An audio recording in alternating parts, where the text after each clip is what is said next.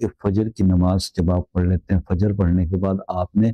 یہ معمول بنا لیں کہ 27 ٹائمز سورہ اخلاص پڑھ لیا کریں، اور 27 ٹائمز سورہ اخلاص جو ہے وہ فجر کی نماز کے بعد لازمی پڑھا کریں۔